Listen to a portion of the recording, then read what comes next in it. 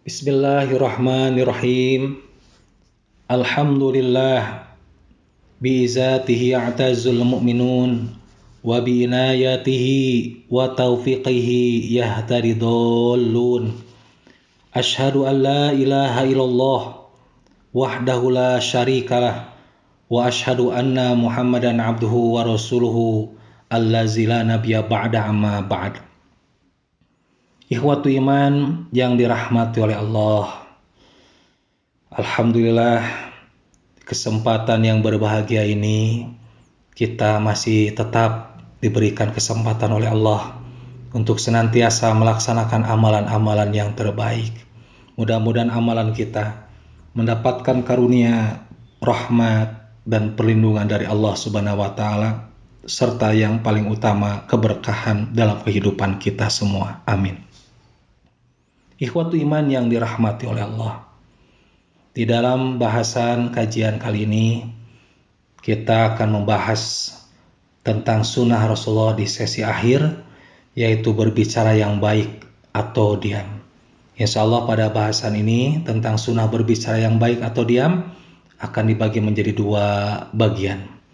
Di bagian pertama ini kita akan mencoba untuk memahami lebih lanjut.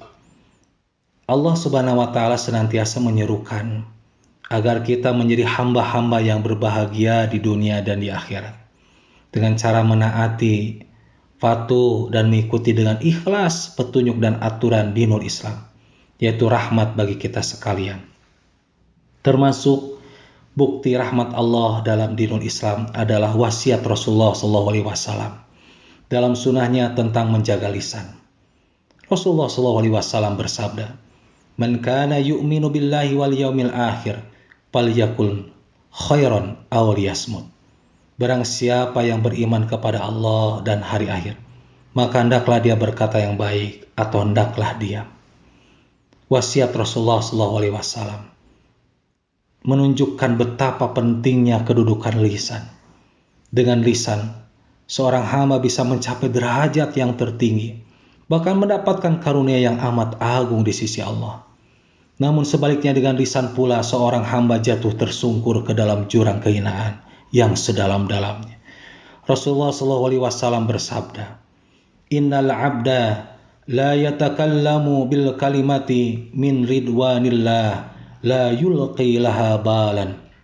Sesungguhnya seorang yang mengucapkan kalimat dari keridhaan Allah yang tidak diperhatikannya, namun Allah mengangkatnya disebabkan kalimat itu beberapa derajat.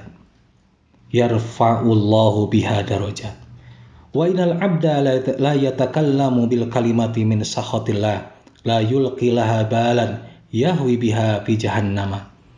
Sesungguhnya seorang hamba mengucapkan kalimat dari kemurkaan Allah yang tidak diperhatikannya, sehingga Allah melemparkannya disebabkan kalimat itu ke dalam neraka jahanam. Nauzubillah min dzalik. Hadirin ikhwatu iman rahimakumullah.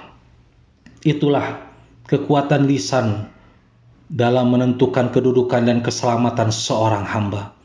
Kemudian marilah kita renungkan bagaimana agar kita secara pribadi sekaligus secara masyarakat mampu mempergunakan kekuatan lisan kita untuk mencapai kedudukan yang tinggi, derajat yang terhormat, bahkan pangkat yang paling mulia. Bukan hanya di kalangan manusia atau segenap makhluk, akan tetapi kemuliaan di sisi Allah juga. Bagaimana caranya?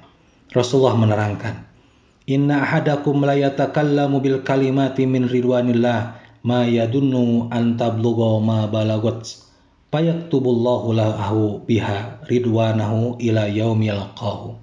Sesungguhnya seseorang dari kalian berkata dengan perkataan yang diridhoi Allah.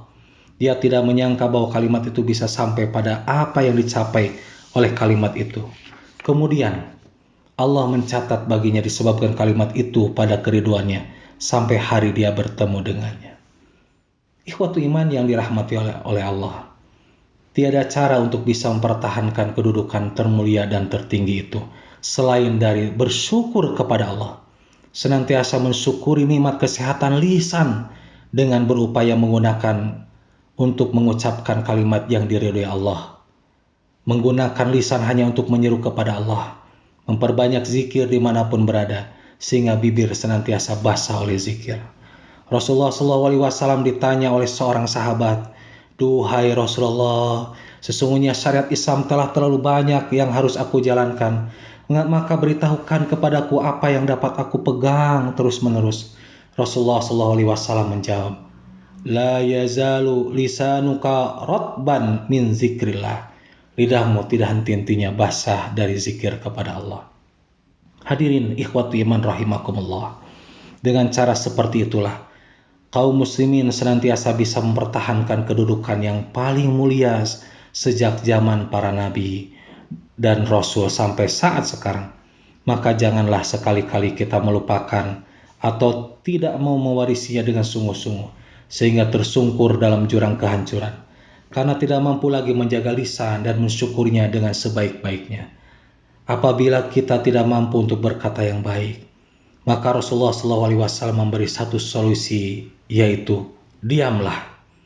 Karena diam itu mampu menahan seorang hamba agar tidak jatuh ke dalam jurang kehancuran. Rasulullah bersabda, "Man somato naja." Siapa yang diam, niscaya akan selamat. Dengan diam, kita akan selamat dari jurang neraka, seperti yang diperingatkan oleh Rasulullah SAW dalam hadisnya.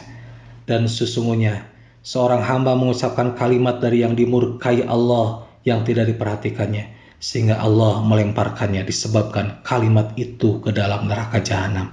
Nauzubillah min dzalik. Semoga kita terjauh dari lisan-lisan yang tidak baik, yang kotor, yang porno, yang jorok, dan mudah-mudahan lisan kita adalah lisan yang baik, lisan yang menghasilkan turunnya ridho Allah Subhanahu wa taala. Demikianlah di sunnah berbicara yang baik atau diam di bagian pertama ini. Insya Allah kita akan bahas di sesi akhir di sunnah berbicara bagian yang kedua. Akhirul kalam, Assalamualaikum warahmatullahi wabarakatuh.